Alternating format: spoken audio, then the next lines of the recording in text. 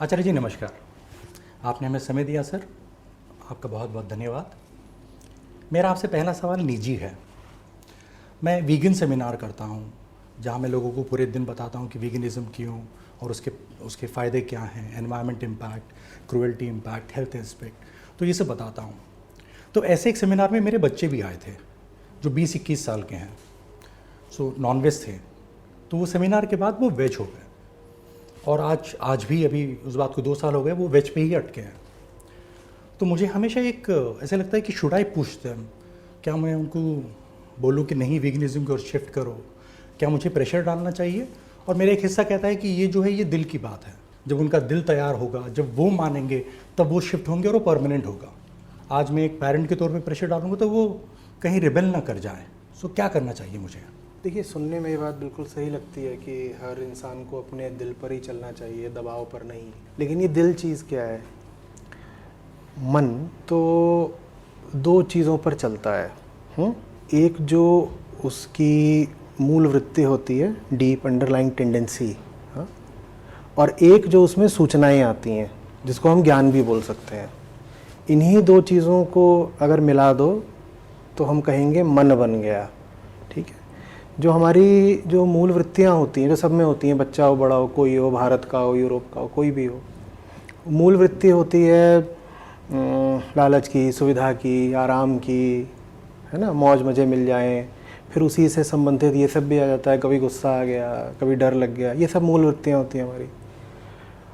और इन्हीं मूल वृत्तियों के ऊपर मन में डाला जाता है। जैसे समझ लीजिए कि ये है, इसको आप मन कहेंगे, तो ये क्या है? ये मूल वृत्ति का ढांचा है। ठीक है ना, ये मन का इंफ्रास्ट्रक्चर है, ये मूल वृत्ति है। और इसमें क्या भरा जाता है? जो हमें दुनिया भर से सूचनाएं मिल रही हैं। अगर वो जो दुनिया भर से मिल रहा है वो सही है तो उसको हम बोल देते हैं वो ज्ञान है। हम उसे बोल देते हैं वो ज्ञान है, अगर सही चीज़ मिल रही है तो। और ये कुल मिला जुला के मन है।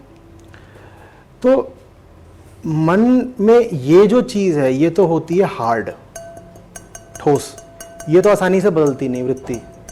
ये जो चीज़ है भीतर तरल, ये आसानी से बदल सकती है। ये क्या है भीतर? पानी है। हाँ, पानी है। इसको हम कह रहे हैं किसका प्रतीक? आपके ज्ञान का। जो हमें बताया गया, जो हमें बताया गया वो मन में भरा रहता है। ये बदल सकता है, ये डाला जा सकता है, उड़ेला जा सकता है। और एक अभिभावक पिता होने के नाते यही फर्ज भी है आपका कि सही चीज़ उनके भीतर डालें। अगर आप ये प्रतीक्षा करते रहेंगे कि उनके दिल में आएगी, तो दिल में कैसे आएगी? आप डालोगे तब आएगी ना। और आप नहीं डालोगे तो खाली रहेगा क्या? ये प्याला है, इसको ही अगर हम यहाँ छोड़ दें ऐसे तो भरता तो रहेगा ही ना। आप साल भर बाद आएँ तो इसमें यहाँ चारों तरफ गंदगी भरी होगी, कुछ और भरा होगा। दुनिया तो नहीं बख्श देती, दुनिया तो इसमें तमाम तरह के प्रभाव डालती ही रहेगी। वही मन बन जाते हैं। तो ये एक तरह से बिल्कुल सद्भावना की बात है आपकी कि आप प्रेशर नहीं डालना चाहते। सुंदर बात है कि आप कह रहे हैं बच्चे स्वयं सीखें, अपने दिल पर चलें। लेकिन दिल जैसी चीज़ क्या है ये समझना बहुत ज़रूरी है। नहीं तो दिल करते करते या फ्रीडम, आज़ादी की बातें करते करते हम समझ ही नहीं पाएंगे कि गुलामी तो हमारे ढांचे में ही जैसे इनबिल्ट है। जो हमारा ढांचा ही है ना, उसमें भीतर एक व्यवस्था गुलामी की पूर्व निर्मित है, रेडीमेड है, इनबिल्ट है। उसको हटाने के लिए उसमें ज्ञान डालना पड़ता है। आप ज्ञान नहीं डालोगे तो मन कैसे बनेगा? मन फिर वही कुप्रभावों का एक बस पिंड जैसा हो जाएगा मन। तो उनको आपको बताना पड़ेगा, सिखाना पड़ेगा। बच्चों को सही सूचना देनी पड़ेगी ताकि वो निर्णय कर पाएँ। ये जो मैंने कुल इतनी लंबी चौड़ी बात बोल दी, मुझे लग रहा है ज़्यादा गंभीर शुरुआत हो गई चर्चा की। ये जो कुल बात है उसका आशय ये है कि दिल कोई आंतरिक चीज़ नहीं होती है, दिल का भी निर्माण करना पड़ता है। और माँ बाप का ये फ़र्ज़ है कि वो बच्चों के दिल का निर्माण करें। हम अगर सोचें कि दिल यहाँ है, नहीं, दिल यहाँ नहीं होता। हमारा जो दिल होता है, जिसको आप मन कहेंगे, मन, वो कुछ भीतर नहीं होता, वो बाहर से भीतर जाता है। ठीक जैसे इसमें ये जो पदार्थ है, मसाला है, ये बाहर से भीतर आता है।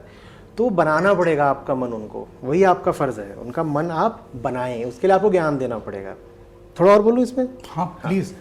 तो क्या ज्ञान देना पड़ेगा? आपने कहा शाकाहारी हो, पहले ही हो गए हैं।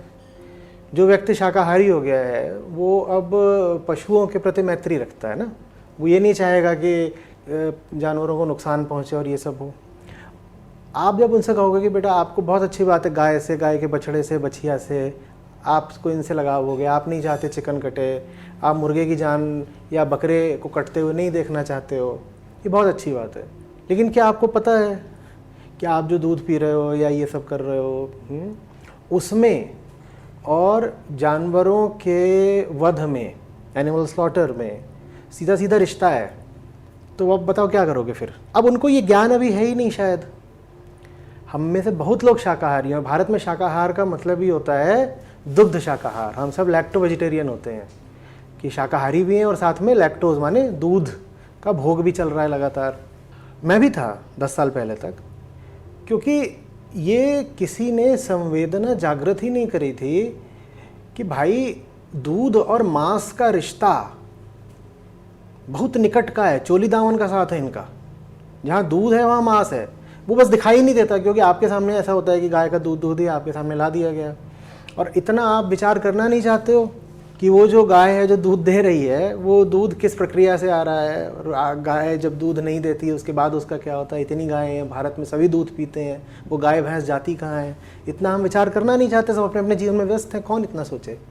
तो ये आपको उनको ज्ञान देना पड़ेगा, और जब आप ये ज्ञान दोगे तब उनका दिल इस काबिल हो पाएगा कि दिल सही चुनाव कर पाए। नहीं तो ऐसे फिल्मी गानों वाला जैसे दिल हो जाता है कि दिल दिल दिल कर रहे हैं और वो दिल अपना है ही नहीं। वो दिल जो है वो पूरे तरीके से बाहरी प्रभावों से निर्मित है। आई एग्री कि मेरे बच्चे भी मेरे ख्याल से वहाँ आके खड़े हो गए हैं जहाँ बहुत सारे शाकाहारी खड़े हैं। हाँ। ये कहते हुए कि हमने इतना तो कर दिया ना। हाँ। और ये बहुत बड़ी बात है। हाँ। और एक्चुअली ये भी मुझे आपसे पूछना ही था कि बहुत सारे लोग जो यहाँ खड़े हो जाते हैं कि चलो हम शाकाहारी हैं, ये बहुत बड़ी बात है, यही 90% अच्छा है। और अगर बदलना भी है तो पहले उनको बदल लो, पहले उनको कर लो, फिर वो हो जाए तो फिर हम पे आ जाना। तो मेरे ख्याल से मेरे बच्चे भी आज वहीं खड़े हो गए हैं। देखिए, मैं पहली बात तो ये कहूँगा कि ऐसे लोगों को सर्वप्रथम तो बिना किसी भी तरह के द्वेष के, दुर्भावना के, सबसे पहले तो उन्हें बधाई दी जानी चाहिए। ठीक है, हमें देखिए मानना पड़ेगा कि अगर कोई मांस ही खाता रहता था और वहाँ से उठ करके वो शाक तरकारी पर आ गया है तो ये प्रगति ही, प्रोग्रेस ही है ये। कई बार ऐसा होता है कि जो वीगन समुदाय है उसमें भावना आ जाती है कि अगर आप मांसाहारी हो और अगर आप शाकाहारी हो तो आप एक ही बराबर हो, अगर आप वीगन नहीं हो, है ना। रहती है ना ये वीगन कम्युनिटी के लोग बहुत मिलते रहते हैं, उनका ऐसा ही सा रहता है कि मांस खाने वाले में और शाकाहारी में कोई ज़्यादा अंतर नहीं है। मैं इस बात को नहीं मानता। भारत जैसे देश में सिर्फ दिवा स्वप्न लेने से, विशफुल थिंकिंग से काम नहीं चल जाएगा कि हम कह दें कि साहब आप कल तक तो मटन बिरयानी खाते थे और आज आप वीगन बन जाइए। नहीं, जो प्रगति होगी इसमें तुलनात्मक तौर से ही होगी। सीढ़ियाँ एक एक करके ही चढ़नी पड़ेंगी। तो मैं समझता हूँ जो ये सीढ़ी चढ़ रहा हो कि उसने मांस छोड़ा है और फूल पत्ती शाक पर आ गया है पर अभी दूध खीर खाता रहता है, मैं समझता हूँ कि उसको हतोत्साहित करने की जगह उसको प्रेरित करा जाना चाहिए। और कुछ समय तक देखिए वो वहाँ पर रहेगा।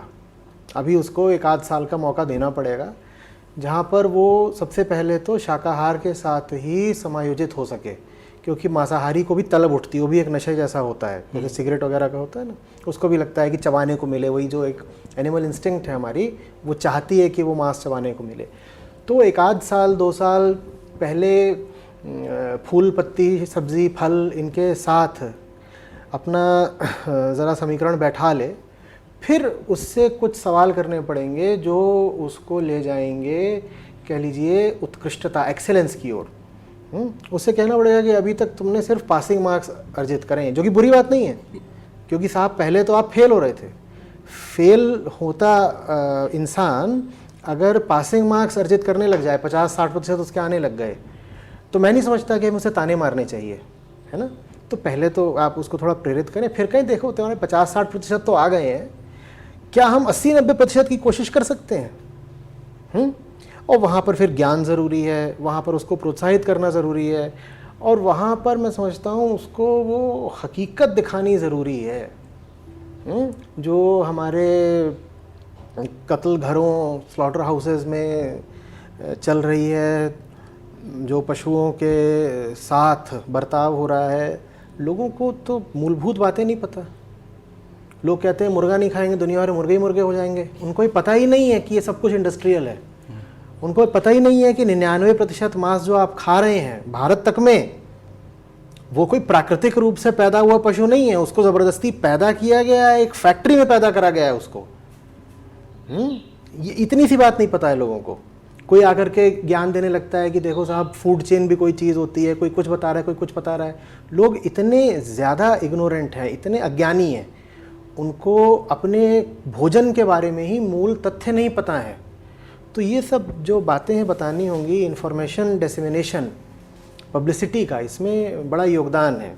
और वो चीज़ जब तक लोगों के सामने नहीं आएगी, उनको कैसे एक इंसेंटिव मिलेगा, एक प्रेरणा मिलेगी कि अब आपको दूध भी त्यागना चाहिए। ये हमारी ज़बान पे रच बस गया है ना दूध, हमारी संस्कृति में शामिल है, हमारे मिथकों का हिस्सा है, वो हमारे त्योहारों का हिस्सा है, हमारे रिश्तों का हिस्सा है। तो दूध का त्याग इतना आसान नहीं होगा जब तक आप लोगों के सामने सारे तथ्य, सारी हकीकत नहीं रखेंगे। और साथ ही मैं कहूँगा कि कृपा करके जितने भी वीगन लोग इसको सुन रहे हो, कृपा करके शाकाहारियों और मांसाहारियों को एक ही श्रेणी में रखना छोड़ें, क्योंकि वो एक ही श्रेणी के नहीं हैं। मैं बिल्कुल अच्छे से जानता हूँ कि जो शाकाहारी है लेकिन दूध ले रहा है, वो पशुओं की हत्या में सहभागी हो रहा है, ये मैं जानता हूँ। लेकिन जानते हुए भी कह रहा हूँ कि जिसने थोड़ी भी प्रगति करी है, उसको आपके व्यंग और ताने नहीं चाहिए, उसको आपका सहयोग चाहिए। उसको थोड़ा सा आप प्रेरित करें, उसकी थोड़ी प्रशंसा भी करें और कहें कि अब और भी आगे कुछ करके दिखाओ। वैसे मैं नास्तिक हूँ, पर मुझे इंडियन माइथोलॉजी, हिंदू माइथोलॉजी काफ़ी अच्छे से पता है। सो मैं यहाँ से बहुत सारी बातें लाता हूँ लोगों को पूछने के लिए, बताने के लिए कि देखो हमारी सभ्यता में, हमारे ग्रंथों में कितनी अच्छे से अहिंसा के बारे में लिखा है, कितने अच्छे से कंपैशन के बारे में लिखा है। तो जब हम लोगों को ये सब बताते हैं तो सामने से कभी कभार ये आता है कि हमारे उन्हीं पुराणों में तो पशु बलि भी है, अश्वमेध यज्ञ भी है। तो वहाँ मैं थोड़ा अटक जाता हूँ, क्योंकि लोग सिलेक्टिवली चूज करते हैं। पहली बात तो ये कि अगर आप अहिंसा का नाम भी लेते हैं तो आप नास्तिक नहीं रह गए, आप आस्तिक हैं। ठीक है, आप नास्तिक हैं नहीं। जो व्यक्ति अहिंसा शब्द का वजन जानता हो, महत्व जानता हो, वो नास्तिक कैसे रह गया? नास्तिक माने वो थोड़ी है जो किसी भगवान या ईश्वर में विश्वास करता है। जो अहिंसक है वो आस्तिक है, और जो भगवान, ईश्वर, देवी देवता किसी में भी विश्वास करता हो लेकिन हिंसक है, वो नास्तिक है। ठीक है, तो शास्त्रीय दृष्टि से भी देखिएगा तो आस्तिक मालूम है किसको कहा गया है? जो किसी में आस्था रखता हो। किस में? कुछ अच्छाई में ही। कौन सी अच्छाई में? जनरली लोगों का ऐसा मानना है कि जो भगवान की बात करते हैं। नहीं, भगवान से कोई अर्थ नहीं है, ये भी एक बस भ्रांति है। आस्तिक वो है जो वेद में आस्था रखता हो, और वेद का शब्द का अर्थ है बोध, जानना। जानना माने चेतना। जो चेतना की ऊंचाई में विश्वास रखता हो वो आस्तिक है। किसी देवी देवता, भगवान आदि को मानने की ज़रूरत नहीं है आस्तिक होने के लिए। और आप देवी देवता, मंदिर, भगवान में खूब पूजा, आस्था, अर्चना करते हैं, लेकिन चेतना की शुद्धता से आपका कोई लेना देना नहीं, मन को आप उठाना नहीं चाहते, जीवन को ऊंचाई नहीं देना चाहते, तो आप घोर नास्तिक हैं। सारी समस्या ये है कि हम जानते नहीं धर्म क्या है, और नतीजा ये होता है कि बहुत सारे अच्छे लोग चूँकि धर्म का सिर्फ विकृत रूप जानते हैं तो कह देते हैं साहब ऐसा धर्म हमको चाहिए नहीं, हमें नास्तिक होना ज़्यादा पसंद है। भारत में बहुत सारे, दुनिया भर में बहुत सारे ऐसे नास्तिक हैं जो वास्तव में आस्तिक हैं, लेकिन चूंकि उनको पता ही नहीं है कि वो आस्तिक हैं तो अपने आप को बोलते हैं कि हम तो नास्तिक हैं। और बराबर की बात यह है कि अधिकांश लोग जो अपने आप को आस्तिक बोलते हैं वो कहीं से आस्तिक नहीं है, मैं कह रहा हूं घोर नास्तिक हैं वो। तो आप अगर वाकई अहिंसा को महत्व और सम्मान देते हैं तो आप आस्तिक ही हैं। अस्ति से आता है, अस्ति किसको कहा जा रहा है कि अस्ति? अस्ति माने है, नास्तिकता आस्तिकता, इनके केंद्र में है अस्ति शब्द। किसको कहा जा रहा है कि है? जो कहे कि सत्य है, माने हम जहां है उससे ऊपर भी कुछ होता है, मेरा जैसा मन है, मेरा जैसा जीवन है, इससे बेहतर भी कोई संभावना है, वो आस्तिक है। मैं आपसे पूछूं, क्या आप बेहतर हो सकते हैं? कुछ संभावना है? बहुत। आपने कहा अस्ति, है ना? आपने कहा बहुत है, आपने अभी भी क्या कहा? अस्ति है। तो आप आस्तिक हैं। और मुझसे पूछें आप कि भाई तुम जैसे हो, तुम्हें जिंदगी ऐसी बितानी है, बेहतर होना है, मैं कहूं बेहतर होना ही नहीं, मैं जैसा हूं इससे बेहतर कुछ हो ही नहीं सकता, न अस्ति, कोई संभावना न अस्ति, नहीं है, तो मैं क्या हुआ? नास्तिक। तो मैं नास्तिक हुआ। ये आस्तिक और नास्तिक की परिभाषा। अब मैं इसीलिए बोला करता हूं कि ये जो वीगनिज्म है, ये वास्तव में गहराई पकड़ेगा और गति पकड़ेगा अध्यात्म के ही बल से, क्योंकि इतना प्रेम, इतनी करुणा, इतनी मैत्री, इतनी अहिंसा, देखिए साहब, सिर्फ अध्यात्म से ही आ सकती है, किसी विचारधारा से नहीं आ सकती। आप कहें कि नहीं नहीं, मुझे शास्त्रों से कोई मतलब नहीं, मैं कुछ समझना नहीं चाहता, बोध से, चेतना से, ध्यान से मेरा कोई संबंध नहीं, लेकिन मुझे तो जानवर अच्छे लगते हैं, मुझे तो पपी क्यूट लगता है, मैं इसलिए वीगन हूँ। मैं क्यों वीगन हूँ? क्योंकि मुझे पपी क्यूट लगता है। ये वीगनिज्म बहुत दूर तक नहीं जाएगा, कि इसमें कोई गहराई नहीं है, इसमें बात बनने नहीं वाली। और अगली बात, कोई वीगनिज्म अपने आप में आखिरी चीज़ थोड़ी होती है। बिल्कुल हो सकता है कि आप चमड़े की बेल्ट ना पहनते हो, चमड़े के जूते ना पहनते हो, आप पशुओं का मांस ना खाते हो, लेकिन फिर भी आप ऐसा जीवन बिल्कुल जी सकते हैं जो पशुओं के लिए, सबके लिए, इंसानों के लिए, सब प्रजातियों के लिए बेहद घातक हो। तो कोई वीगन होना आखिरी बात हो गई? एक वीगन व्यक्ति भी महादुर्गुणी हो सकता है, महापतित हो सकता है। भाई मैं वीगन हूं, लेकिन मुझे इस तरह का टूरिज्म करना बहुत पसंद है जिसमें जंगल काटे जाते हैं, जिसमें पहाड़ों पे चढ़ करके जो वर्जिन माउंटेन्स और वर्जिन फॉरेस्ट्स हैं वहाँ भीतर घुस घुस के किया जाता है। अब जहाँ तुम घुस रहे हो वहाँ पे जानवरों का बसेरा हुआ करता था, और वहाँ पे जा करके तुमने क्या करा? तुमने उनका घर काट दिया, घर काट दिया, उनकी पूरी प्रजाति विलुप्त हो जाएगी, और तुम्हें अभी एक गर्व घमंड भी रह गया कि मैं तो वीगन हूँ। तो कौन सा वीगनिज्म है? तो वीगनिज्म अपने आप में कोई आखिरी बात नहीं होती है। अहिंसा फिर भी हम कह सकते हैं कि आखिरी बात है, या आखिरी बात के बहुत निकट है अहिंसा। जो आखिरी बात है वो मुक्ति है, और मुक्ति के बहुत निकट है अहिंसा। वीगनिज्म तो बीच का एक एक एक, एक पड़ाव जैसा है, एक माइलस्टोन जैसा है। तो जो उस आखिरी चीज की ओर चल गया वो इस पड़ाव से गुजर जाएगा जरूर। तो लोगों को अध्यात्म की ओर लाना है, वीगन वो अपने आप हो जाएंगे। सच बात है। सो जो व्यक्ति अहिंसा को ही पकड़ ले, वीगनिज्म उसके लिए, उसे शब्द भी मत बताइए। आप भी, मैं कह रहा हूं, ना उसको ये बताइए कि तुमको आस्तिक होना है, ना उसको ये बताइए कि तुम्हारे भीतर मैत्री और प्रेम होना चाहिए, ना उसको ये बताइए कि वीगनिज्म जैसा कुछ होता है, कुछ मत बताइए। उसे बस अहिंसा समझा दीजिए, बाकी सब कुछ अपने आप हो जाएगा। जैसे पेड़ की जड़ें अगर गहरी हैं तो एक एक फूल आपको थोड़ी पॉलिश करना पड़ेगा, सुंदर खिलेगा, चमकता हुआ अपने आप खिलेगा। ये सब तमाम, ये सब सुंदर सुंदर फूल हैं अध्यात्म के वृक्ष के। अहिंसा, मैत्री, प्रेम, बोध, ये आपने जो बताया ना, इसी के आसपास मिनिमलिज्म, ये भी एक फिलॉसफी, एक थियरी है। एंटीनेटलिज्म, ये भी एक थियरी है। और ये एनवायरमेंटलिस्ट, क्लाइमेट, तो ये चारों फिलॉसफी मेरे ख्याल से बहुत करीब एक दूसरे के आ जाते हैं। इनको हम कह सकते हैं वही कि ये फूलों जैसी चीज़ें हैं एक ही वृक्ष की। लेकिन अगर ये सब आइडियोलॉजी ही रह गए, ये विचारधारा के ही तल पर रह गए, तो बात बननी नहीं है, बिल्कुल बात नहीं बनेगी। फिर तो ये भी हो सकता है कि जो एंटीनेटलिस्ट है वो वीगन ना हो, जो वीगन है वो धार्मिक कट्टरपंथी हो, वो कह रहा हो फलाने देश पे हमला करके उसकी न्यूकिंग कर दो, उसको ख़त्म कर दो। ये साहब वीगन है और ये चाहते हैं कि कहीं पे आप न्यूक्लियर बॉम्ब गिरा दो। अब न्यूक्लियर बॉम्ब गिराने से इंसानों का जो होगा वो छोड़ो, जहीं पे तुम न्यूक्लियर बॉम्ब गिराओगे वहाँ पेड़ पौधों पक्षियों का क्या होगा?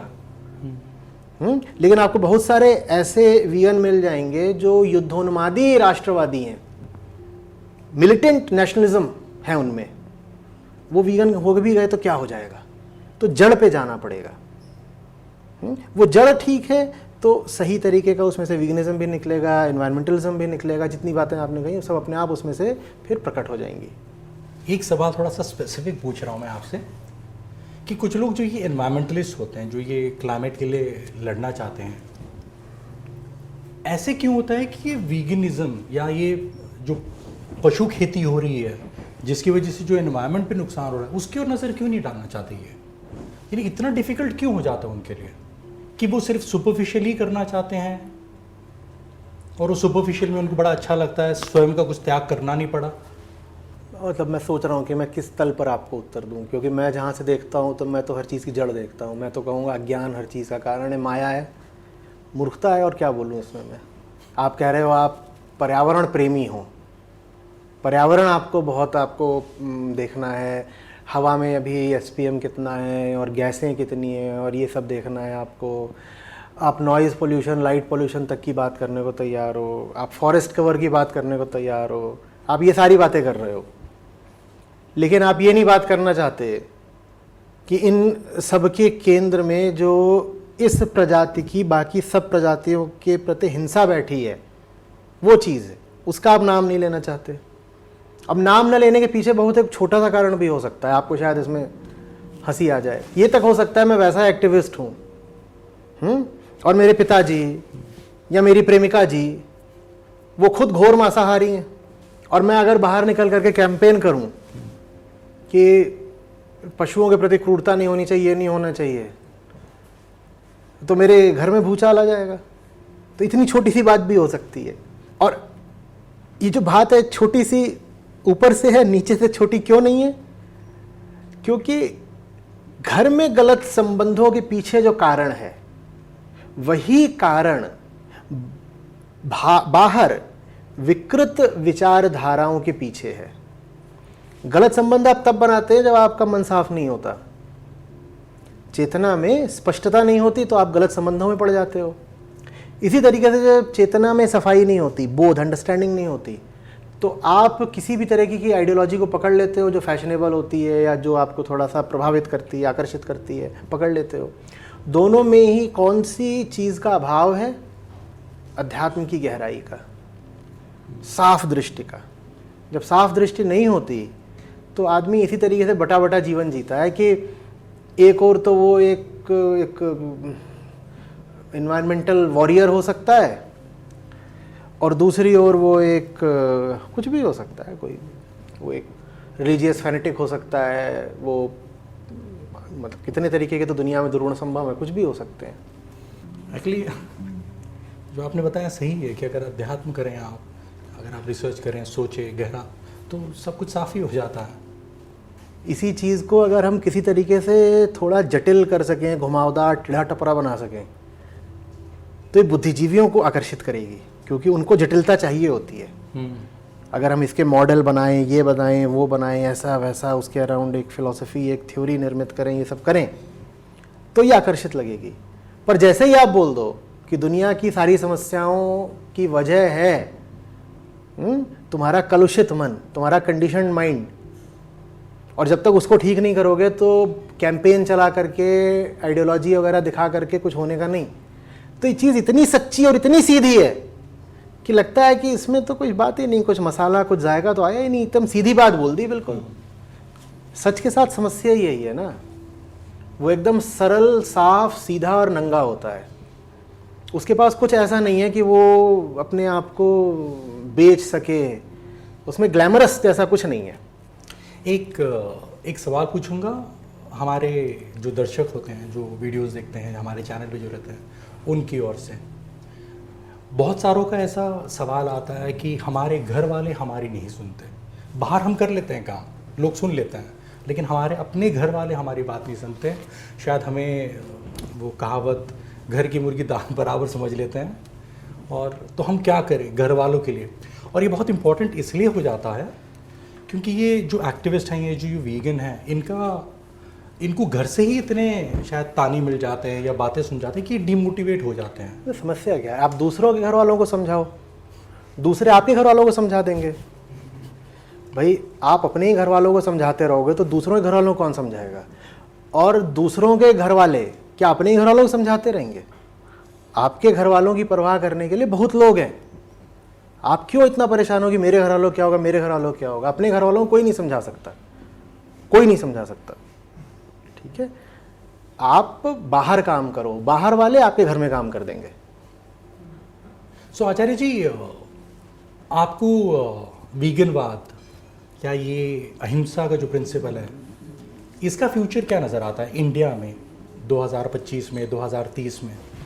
क्योंकि रिसर्च बताता है कि आज शायद भारत में 50 लाख लोग वीगन हैं, जो कि बहुत छोटा नंबर है। दुनिया भर में शायद 1.5 करोड़ लोग वीगन हैं। देखिए, फ्यूचर तो इंसान का होता है ना। हम फ्यूचर कहते हैं तो सवाल ये है ना, किसका फ्यूचर? हमारा फ्यूचर। हम कहें दुनिया का भी फ्यूचर, तो हमारी दुनिया, दुनिया जिसे हम देख पा रहे हैं। अध्यात्म नहीं है, अगर समझदारी नहीं है, अहिंसा नहीं है, तो इंसान ही नहीं है। जब इंसान ही नहीं है तो किसका फ्यूचर? फ्यूचर होने के लिए पहले इंसान का होना तो ज़रूरी है ना। इंसान ही नहीं होगा तो फ्यूचर किसका होगा? तो मैं ये नहीं कह रहा हूँ कि भविष्य खराब होगा, मैं कह रहा हूँ भविष्य नहीं होगा। अगर इंसान इंसान ही नहीं रहा, इंसान इंसान नहीं रहा, नहीं, अगर इंसान ही नहीं रहा, इंसान कैसे रह लेगा? आप तो इस क्षेत्र में हैं, आप तो जानते हैं। आपको लग रहा है कि 30-40 साल बाद इंसान बचेगा हम जिस राह जा रहे हैं? नहीं। तो फिर किसका भविष्य? हम शायद या तो आखिरी पीढ़ी हैं, या अधिक से अधिक हमसे बाद की एक पीढ़ी और होगी जो आराम से किसी खुली जगह में बैठ करके सांस ले पाएगी, धूप ले पाएगी। ये बात तो हम जानते हैं ना भली भांति। ये जैसे साइकोलॉजी में कहते हैं कि इंसानों में सेल्फ डिस्ट्रक्शन, ये एक अपना एक स्क्रिप्ट है जो हमेशा रन होता है। बिल्कुल होती है, ये वही है। बिल्कुल है। वो स्क्रिप्ट नहीं है, वो वही मूलभूत ढांचा है मैंने जिसकी बात करी थी। ये इसमें न पोषण है न जीवन है। पोषण और जीवन उसमें है जो इसमें डाला जाता है। इसीलिए ज्ञान का सबसे ज़्यादा महत्व है। कोई इसको खा करके नहीं जी सकता। ये हम हैं, हम ऐसे पैदा होते हैं, ये हमारा ढांचा है, ये हमारा एक तरह का स्ट्रक्चर है, अंदरूनी ढांचा, मूल ढांचा है ये हमारा। इसके भरोसे कौन जिएगा? आप किसी के सामने रख दीजिए, वो मर जाएगा भूख से। इसमें जो डाला जाता है ना, जीवन उसमें होता है। और अगर हम ये नहीं डाल पा रहे अपने मन में, तो कौन सा जीवन? मौत ही मौत है। कैसा भविष्य? एक तरह से मौत जन्म लेती है, मौत जन्म लेती है, जीवन उसमें डालना पड़ता है।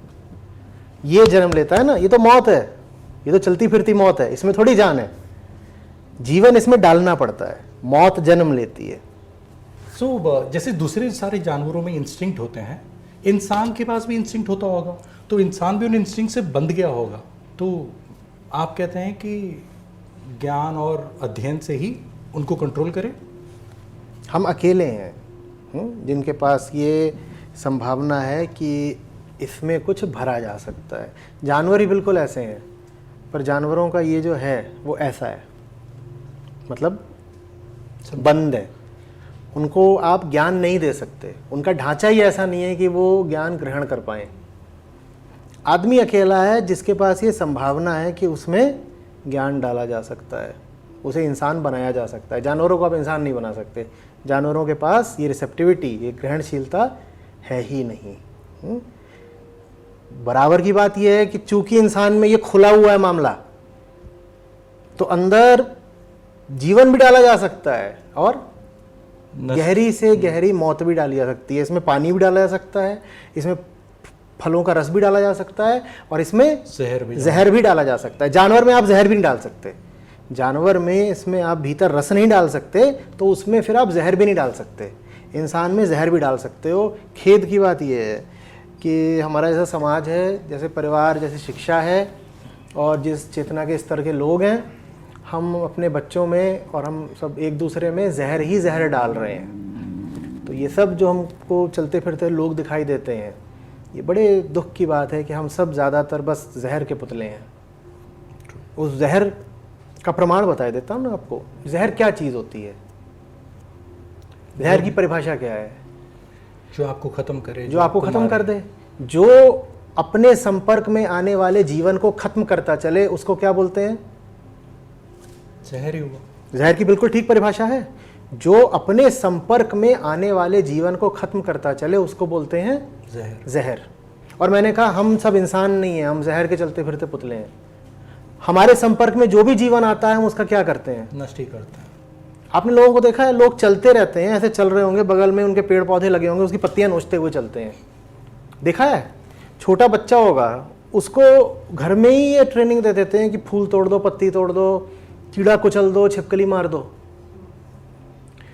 जो अपने संपर्क में आने वाले जीवन को लगातार नष्ट करता चले, हानि पहुंचाता चले, उसको जहर नहीं बोलेंगे तो क्या बोलेंगे? आपका आपके माहौल पर क्या असर पड़ता है उसी से तो निर्धारित होगा ना कि आप अमृत हैं या आपको विष बोलें।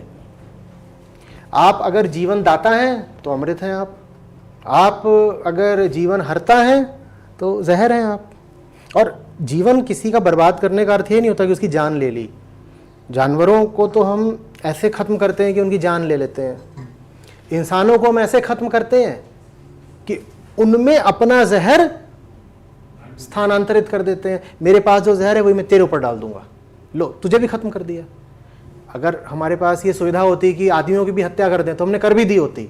हम लोग ऐसे ही हैं, पर अब नियम कानून बन गया है, हम कहते हैं हम सभ्य लोग हैं तो सीधे सीधे किसी की हत्या तो कर नहीं सकते, तो फिर हम उसकी परोक्ष हत्या करते हैं, उसका हम इनडायरेक्ट स्लॉटर करते हैं। कैसे? उसका दिमाग खराब करके।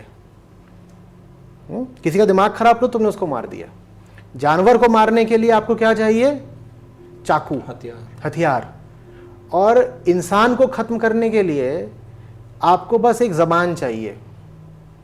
और कई बार जबान भी नहीं चाहिए, आपकी मौजूदगी इतनी घातक होती है कि सामने वाला आपकी मौजूदगी में ही तड़प कर मर जाता है मानसिक रूप से। हमारी सारी बिहेवियर्स, बॉडी लैंग्वेज, बातें सारे वॉयलेंट हैं, वॉयलेंट कम्युनिकेशन। हमारा पूरा जो निर्माण है वो कैसा है? अब अपने घरों को देखिए, दीवारों को देखिए, अपने स्कूलों को देखिए। वायलेंस हमेशा शब्दों या उसी समय हो रहे तात्कालिक कर्मों में थोड़े ही होता है। हम कोई ऐसी मूवी बना दें जो किसी का दिमाग भ्रष्ट कर रही है, वो जहर है या नहीं है? हम ऐसा साहित्य लिख रहे हैं जो लोगों को भ्रष्ट कर रहा है, वो जहर है या नहीं है? हम ऐसे कपड़े ही पहन रहे हैं जानबूझ करके जो दूसरे की चेतना खराब करेंगे, ये जहर है या नहीं है? तो हम जहर के पिंड हैं। हम वीगन समुदाय में बात करते हैं कि हम जानवरों के साथ क्या व्यवहार कर रहे हैं। हमें ये समझ में ही नहीं आता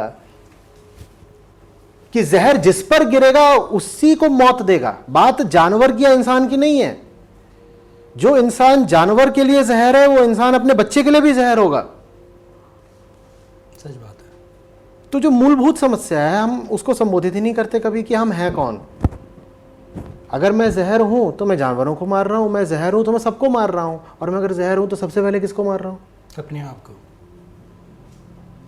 उसकी हम बात नहीं करते। हम कहते हैं जी वीगन बन जाओ, वीगन बन जाओ। कोई कहता है नहीं पर्यावरणविद बन जाओ, कोई और कुछ बनना चाहता है, कोई और कुछ बनना चाहता है। कोई ये प्रश्न नहीं पूछना चाहता मैं हूं कौन, मैं जहर हूं। ये बात ही बड़ी गंधाती सी लगती है ना, लाज आती है मानते हुए। और मेरे ख्याल से ये बात इतिहास, हिस्ट्री अगर हम देख लें तो टोटली एविडेंट। कोई पहली बार थोड़ी हो रहा है कि हम जानवरों के प्रति हिंसक हैं। बात बस इतनी है कि आज हमारे पास हिंसा के बड़े ज़बरदस्त औजार हैं। आदमी हिंसक तो हमेशा रहा है पहले, लेकिन मास टर्मिनेशन के उसको इतने उपकरण उपलब्ध नहीं थे पहले। उसके बाद ये सुविधा नहीं थी ना कि एक झटके में मशीन लगा करके 1000 पेड़ साफ। पहले वो धीरे धीरे कुल्हाड़ी से मार रहा है, तो था तो वो तब भी इतना ही हिंसक, पर इतनी हिंसा वो कर नहीं पाता था। मजबूरी थी कि अरे चाह तो रहा हूँ मैं सब कुछ मार दूँ, पर मार नहीं पा रहा हूँ। आज आपको टेक्नोलॉजी ने और इंडस्ट्री ने और जो एनर्जी है, जो मैकेनाइज्ड एनर्जी है, उसने आपको इतनी ताकत दे दी है कि आप कहर बरपा सकते हैं। तो आप कहर ढा रहे हैं। भरतपुर पक्षी उद्यान जो है, बर्ड सेंचुरी है ना, तो वहाँ बहुत बड़ी एक दीवार है, बहुत बड़ी दीवार है, और उसमें सिर्फ ये लिखा हुआ है करीब 20, 40, 50 उदाहरण दे करके कि किन किन लोगों ने यहाँ पे आके कितने कितने हजार पक्षी मारे। और बड़े गौरव से उन दीवारों पे ही अंकित है कि फलाना अंग्रेज वाइसरॉय यहाँ आया था और उसने, और उनको वो पक्षी नहीं बोलते, उन्हें तो बैग्स, बैग्स जो शब्द इस्तेमाल करते हैं वो बैग्स, उसने यहाँ पे 6,500 बैग्स मारे। फलाने राजा आए थे, कोई छोटा मोटा राजा कोई इधर उधर का, उसने यहाँ पे आके 1,500 बैग्स मारे। तो हम हमेशा से ही ऐसे रहे हैं, बल्कि अब तो हो सकता है हम कुछ कम हिंसक हो गए हो। पर बर्ड सेंचुरी में उन्होंने वो दीवार क्यों लगा? बर्ड सेंचुरी में दीवार है, बड़ा बड़ा है उसका, आप गूगल करेंगे शायद मिल भी जाए आपको। ये चीज़ बर्ड सेंचुरी में अंकित है भाई, इतिहास की बात है, वो उसको रखना चाहते हैं। सो आपसे मैं ये पूछना चाहता हूँ कि जो सनातनी है, जो सनातन दर्शनों को मानता है, क्या ये उसका धर्म बनता है, क्या ये उसका फर्ज बनता है कि वो आज की हकीकत देखे और जो आज लागू हो उसको फॉलो करे? देखिए, फर्ज बनता है, ये बात ही सनातनी नहीं है। सनातन जिसको आप दर्शन कहेंगे, मुख्यतः वेदांत, वो कोई कर्तव्य वगैरह निर्धारित नहीं करता। वो आपसे कहता है कि तुम जान लो तुम कौन हो, तो तुम समझ जाओगे तुम्हें करना क्या है। मैं बेहोश हूं, मुझे पता ही नहीं कि मैं बहुत प्यासा हूं, मेरा हलक सूख रहा है। वो कहता है थोड़ा जगो, और जगते ही तुम्हें पता चल जाएगा तुम प्यासे हो। मुझे पता ही नहीं मैं प्यासा हूं। मैंने क्या पी है? शराब। शराब पीने से क्या हुआ है? डिहाइड्रेशन, गला खराब, गला सूख गया है। लेकिन शराब पीने से यह भी हुआ है कि मैं बेहोश हो गया हूं। हाँ। अब मेरा गला सूखा है किसकी वजह से? शराब। और मैं बेहोश भी हूं किसकी वजह से? शराब। तो मैं बहुत प्यासा हूं, मुझे पता ही नहीं क्योंकि मैं नशे में हूं। शराब ने 2 काम करे हैं, मुझे उसने यहां से प्यासा करा है और यहां से बेहोश करा है। वेदांत कहता है तुम जगो तो सही, तुम जगो, तुम जान जाओगे तुम कौन हो। तुम कौन हो में उत्तर ये नहीं आता मैं आत्मा हूं, तुम कौन हो में उत्तर आता है मैं प्यासा हूं। मैं प्यासा हूं। मैं प्यासा हूं तो मैं समझ गया ना मेरा कर्तव्य क्या है। क्या है मेरा कर्तव्य? पानी ढूंढो। तो वेदांत इस चीज में नहीं चलता कि डूज डोंट्स कमांडमेंट्स, कुछ नहीं। सेल्फ अवेयर, सीधी सी बात है। मुझे नहीं पता होगा तो किसको पता होगा मेरी हालत क्या है? मेरे अलावा किसको पता हो सकता है मेरी हालत क्या है?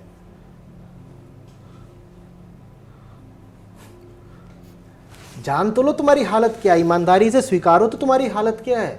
उसके बाद हम देखते हैं तुम कैसे किसी जानवर को मार पाते हो।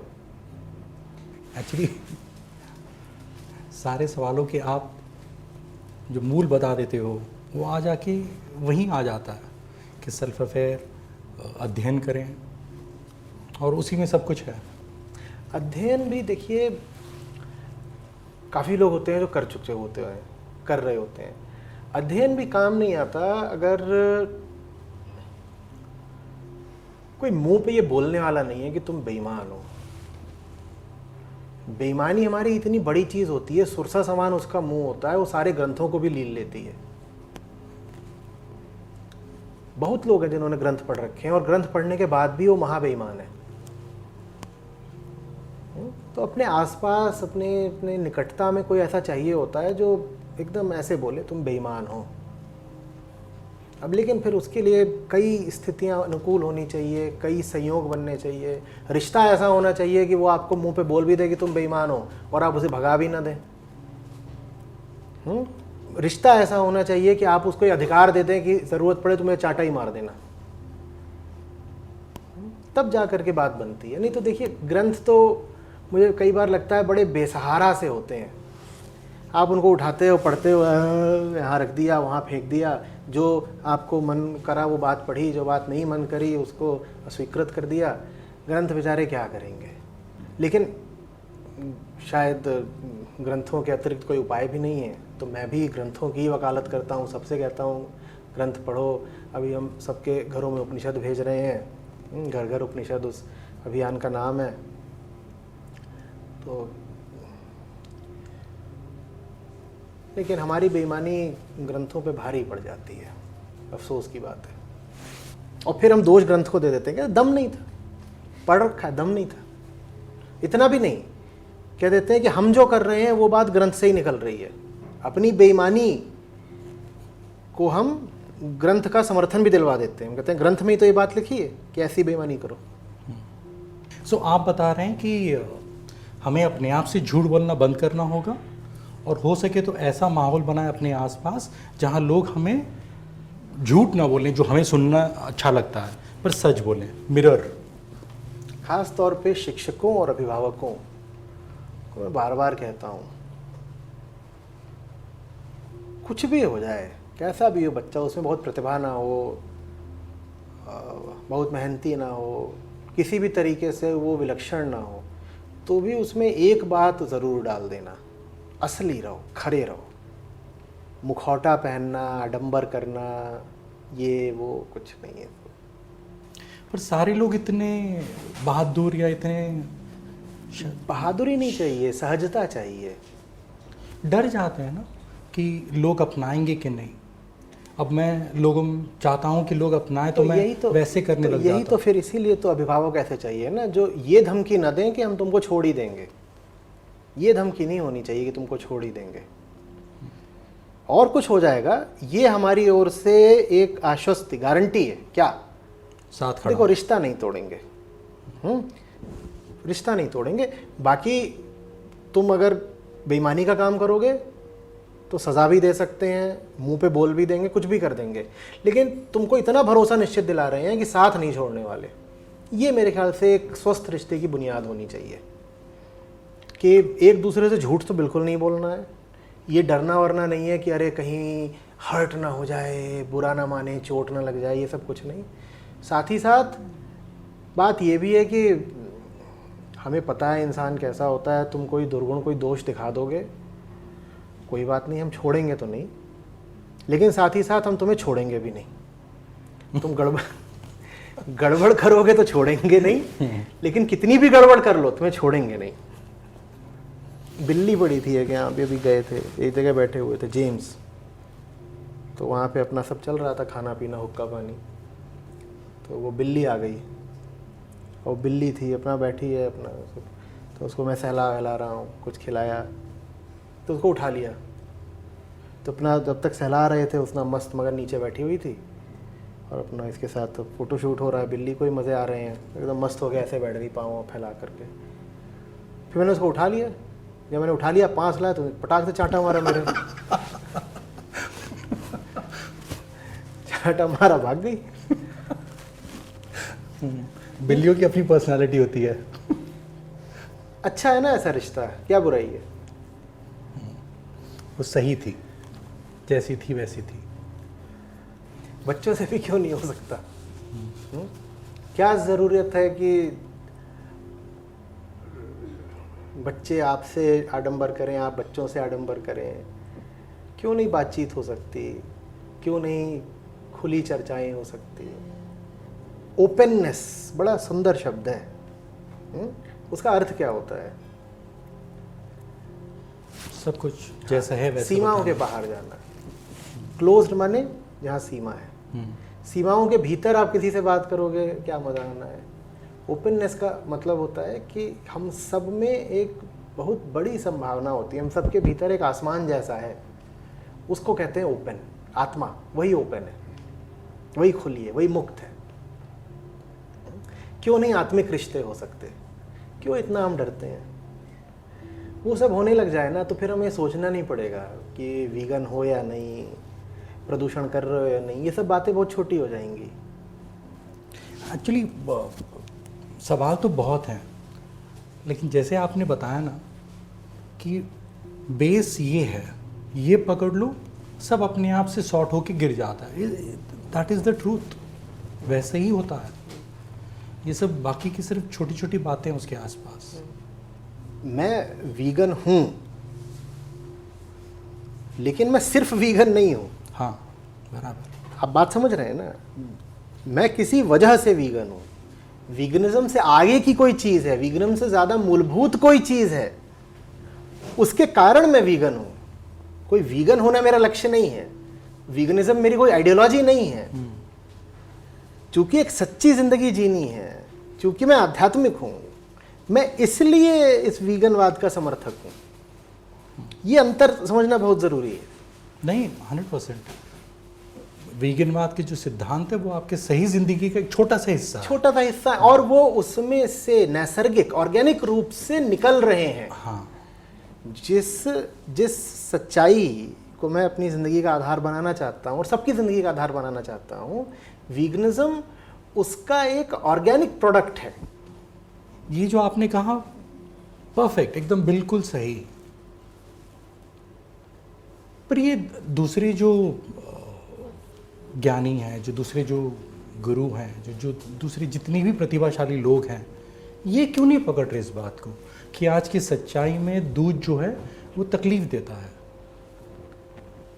वो क्यों नहीं पकड़ रहे? ज्ञानी होंगे नहीं वो, और क्या। अब ये तो आप कह नहीं सकते कि देखिए मैं पानी पी रहा हूँ फिर मेरी प्यास क्यों नहीं बुझ रही, पानी होगा नहीं। अब ये थोड़ी कह सकते हैं कि मैं ऊपर को देख रहा हूँ पर आकाश नहीं दिख रहा। अगर दो बातें ऐसी आप बोल रहे हैं जो परस्पर विरोधाभासी हैं, तो दोनों में से एक बात तो झूठ होगी ना। आप दो बातें ऐसी बोलें जो परस्पर विरोधाभासी हैं, तो दोनों में से एक बात झूठ होगी। एक और तो आप कह रहे हो ज्ञानी है, और दूसरी आप कह रहे हैं कि वो हिंसा का विरोध भी नहीं कर रहे। हाँ, तो इन दोनों में से एक बात तो झूठ होगी, नहीं होंगे ज्ञानी।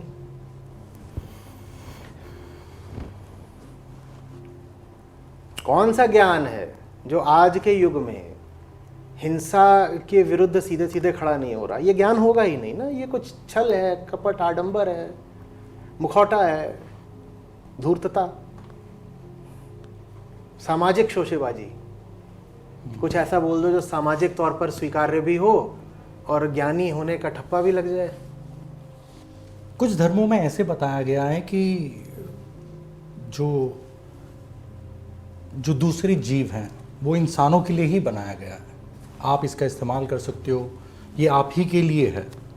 तो बहुत सारे लोग इसको एकदम फर्म फिलॉसफी पकड़ के चलते हैं। हमारे तो धर्मों में कहा गया है कि ये सारे हमारे लिए है, इसलिए हम इस्तेमाल कर रहे हैं, इसमें गलत क्या है? नहीं, बिल्कुल ठीक कहा गया है। सारे जीव इंसान के लिए ही हैं, बिल्कुल ठीक कहा गया है। मैं भी मानता हूँ ये घास मेरे लिए है, मैं भी मानता हूँ ये केले का पेड़ मेरे लिए है, ये बरगद का पेड़ मेरे लिए है, मैं मानता हूँ ये पूरा विश्व, पूरी कायनात मेरे लिए है। पर किस तरह मेरे लिए है? मैं उसको खा जाऊं इसलिए मेरे लिए है? आप मुझे उपनिषदों की एक प्रति ला कर दें और कहें कि ये मेरे लिए है, तो मैं उसे खा जाऊं? अगर धर्म ग्रंथ ने आपको ऐसा बता भी दिया कि फलाने जीव या फलानी चीज आपके लिए है, तो लिए है का अर्थ क्या हुआ? मैं आपको फुटबॉल ला के दूंगा, ये आपके लिए है, आप उसे खा जाएंगे या फाड़ देंगे? या फाड़ देंगे। आपके लिए है, किस लिए है? आपकी चेतना के उत्थान के लिए है। वो बिल्ली मुझे कुछ सिखा गई, वो बिल्ली मेरे लिए है। किस लिए मेरे लिए? मैं उससे कुछ सीखूं, उसके साथ रहने से मैं इंसान बन पाता हूं। वो जानवर होगा पर वो मुझे इंसान बना जाता है। वो इस तरह मेरे लिए है, चीर फाड़ के खाने के लिए नहीं है वो। और ऐसे आदमी को आप क्या कहेंगे? जैसे आप कुछ भी दें उसे खा जाए। आपने उसे मोबाइल फोन दिया, वो खा गया। आप उसे कुछ भी दे रहे हो, खाने लग जाता है। ग्रंथ में लिखा हुआ है फलानी चीज तुम्हारे लिए, उसने कहा इसका मतलब मेरे खाने के लिए है। अरे तुम्हारे लिए है, तुम्हारे खाने के लिए नहीं है तो सब कुछ अपने लिए। वेदांत भी यही कहता है, तुम ही तो विश्व के केंद्र हो, सब कुछ तुम्हारे लिए। फॉर हुम, किसके लिए? ये तो वेदांत का मूलभूत प्रश्न है, और उत्तर हमेशा एक आता है, मेरे लिए। सुख है, दुख है, किसके लिए? मेरे लिए। ये दीवार है, किसके लिए? मेरे लिए। मेरे अतिरिक्त कौन है जो इसको प्रमाणित कर रहा है? मैं ही हूं अपनी चेतना के केंद्र में, समस्त विश्व का आधार मैं हूं। ये तो वेदांत भी बोलता है। पर वो ये थोड़ी बोलता है कि जो कुछ तुम्हारे लिए तुम उसको खा जाओ। ये किसने अर्थ निकाल दिया कि हाथी तुम्हारे लिए है माने तुम हाथी को खा जाओ? ये कौन सा विकृत अर्थ है? उल्टा वो मेरे लिए है तो उस वजह से मेरी जिम्मेदारी और बढ़ती है। क्या बात कही आपने, बहुत बढ़िया, सुंदर बात, बहुत अच्छी बात। आप अपने बेटे को ले जा करके एक मोबाइल फोन दे देंगे, कहेंगे तुम्हारे लिए है, तो दो तरफा जिम्मेदारी आ गई। पहली बात तो वो चीज अपने आप में कुछ मूल्य रखती है, दूसरी बात प्रेम पूर्वक पिता ने दी है तो मुझे उसको और अच्छे से रखना है। अगर कुरान कहती है कि वो ऊपर जो हमारा बाप बैठा है उसने ये सब आपके लिए दिया है, तब तो आप उसके कस्टोडियन और गार्जियन हो गए ना, आपको उसका ख्याल रखना है, या खा जाओगे? खाने के लिए थोड़े ही है। सो आपने ये कहा हुआ है, मैंने सुना है आपकी वीडियोस में, लेकिन मैं स्पेसिफिकली पूछना चाहता हूँ, आपका संदेश जो वीगन एक्टिविस्ट हैं इंडिया में, जो वीगन का प्रचार करना चाहते हैं, उनको आपका एक स्पेसिफिक संदेश कि इंडिया में कैसे करना चाहिए उनको एक्टिविज़म, वो फॉरेन को कॉपी करेंगे तो नहीं चलेगा। एकदम नहीं चलेगा। हाँ, और मुझे ही बहुत- पसंद नहीं आते। हाँ, बहुत सारे लोग बस बाहर वालों की ही सुनते हैं, पर उनके मेरे ख्याल से कल्चर अलग है। देखिए, कोई वजह रही है ना, आपसे पूछ रहा हूँ कि दुनिया भर में कुल मिलाकर के जितने लोग शाकाहारी नहीं हैं, उससे ज़्यादा शाकाहारी आज भी भारत में है।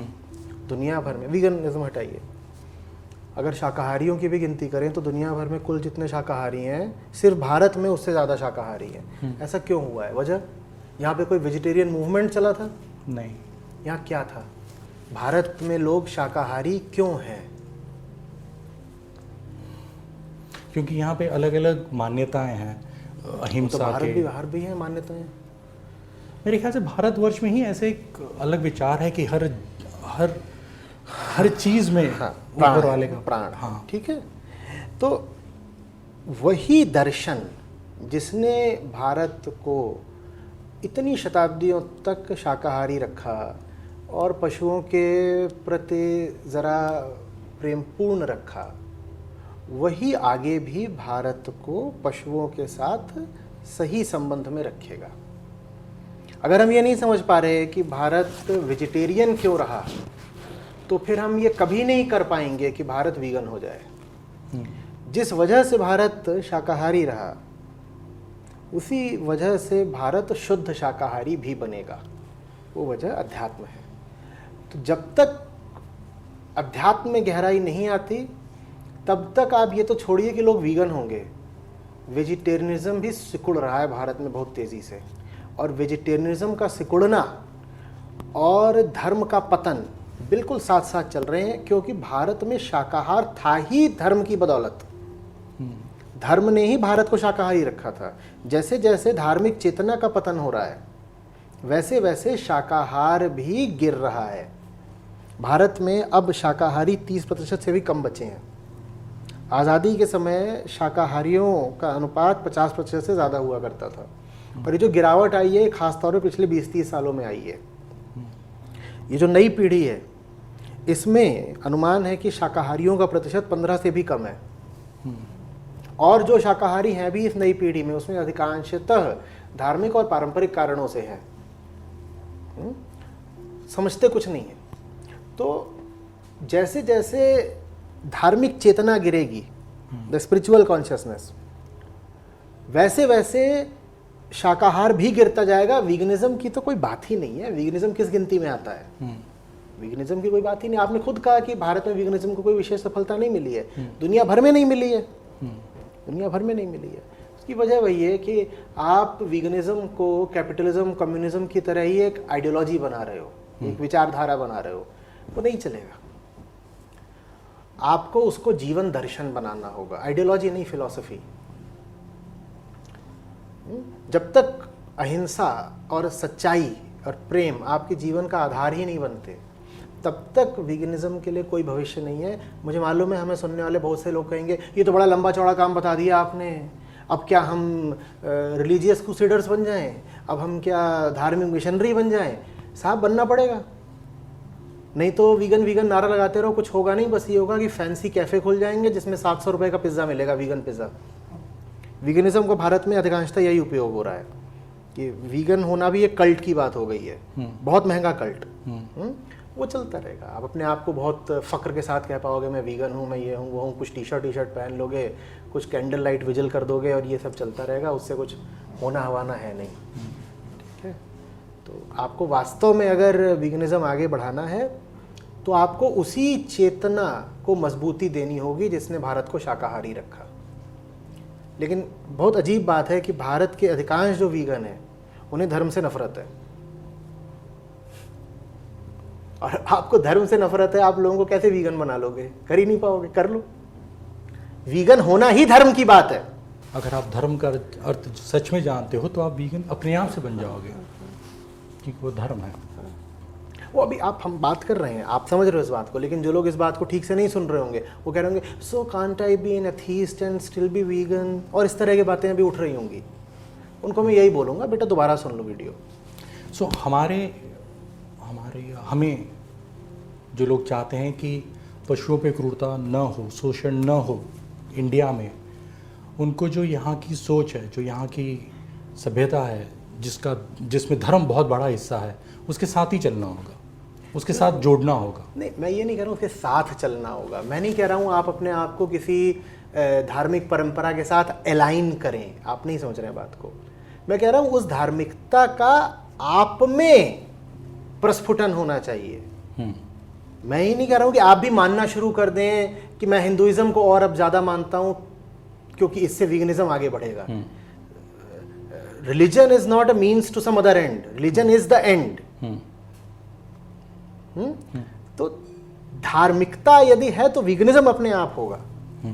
मैं उसको एक उपकरण की तरह इस्तेमाल करने की बात नहीं कर रहा हूँ, माध्यम की तरह नहीं। और धार्मिकता को इंग्लिश में क्या कहेंगे? मैं जिस धार्मिकता की बात कर रहा हूँ वो अध्यात्म है। अच्छा। मैं ऑर्गेनाइज्ड रिलीजन की बात नहीं कर रहा हूँ। मैं उस धार्मिकता की बात नहीं कर रहा हूँ जिसमें जाकर के दूध चढ़ाते हैं और बाल घुटाते हैं और पहाड़ों के चक्कर काटते हैं या कि कुर्बानियाँ देते हैं जानवरों की। मैं उस धार्मिकता की बात नहीं कर रहा हूँ, ठीक है ना। वीगन वालों का ये भी बड़ा रहता है कि देखो धर्म में तो जानवरों पे अत्याचार होता है, वो धर्म है ही नहीं, वो आपकी अपनी पारंपरिक प्रथाएं हैं। सोशल कस्टम्स को धर्म नहीं बोलते, ठीक है। जिसको आप सनातन धर्म कहते हैं उसका केंद्र वेदांत है। मुझे बताइए वेदांत कोई और बात करता है क्या मन और मन की शुद्धि के अलावा?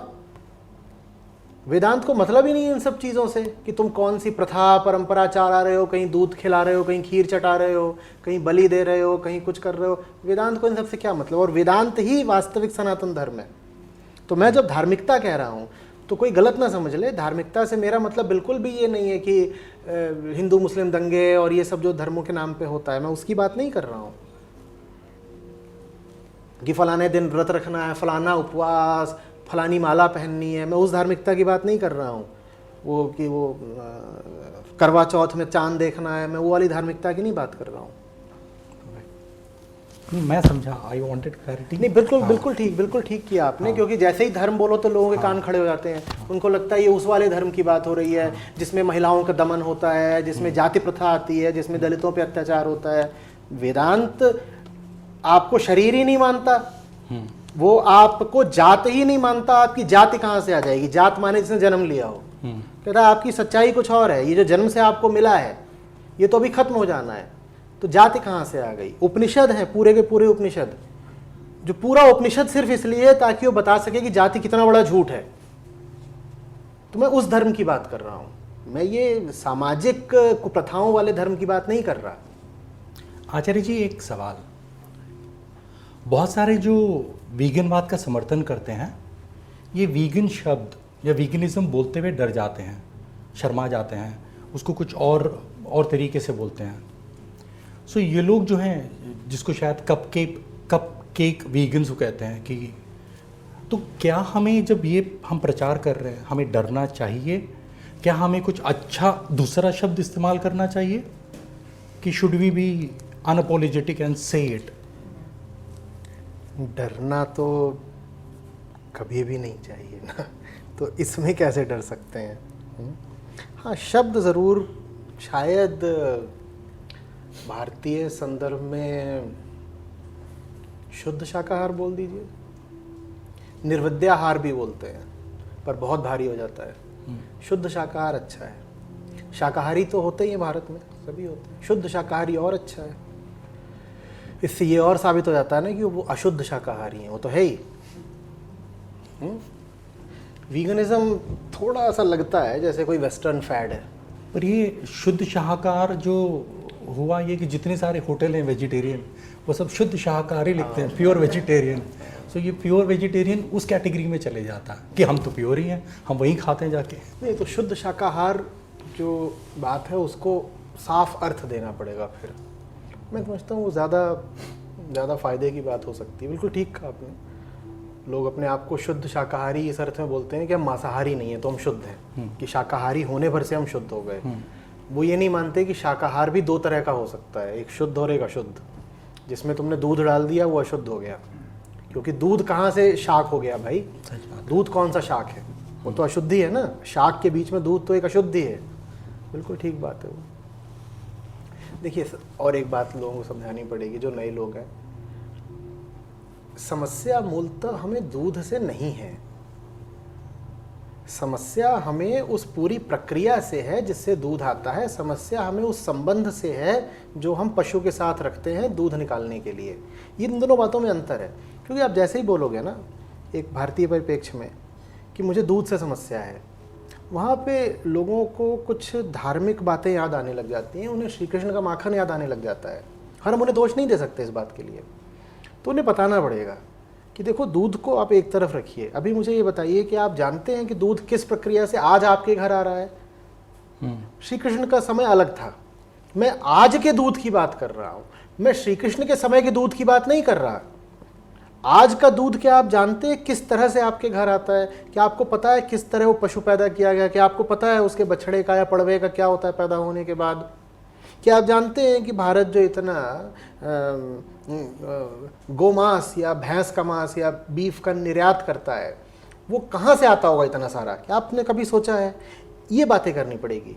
हम नारा लगाने लगते हैं दूध बुरा है, दूध बुरा है, दूध बुरा है, तो लोगों की ओर से एक जाहिरी प्रतिक्रिया आती है, बिल्कुल आएगी कि दूध बुरा कैसे हो सकता है? हम शिवलिंग पे दूध चढ़ाते हैं, हम जन्माष्टमी पे खीर चढ़ाते हैं, दूध बुरा कैसे हो सकता है? और मैं जब वो ऐसी प्रतिक्रिया दें तो मैं उनके प्रति संवेदना रखता हूँ, वो ठीक कह रहे हैं, दूध को काहे को बुरा बोल रहे हो?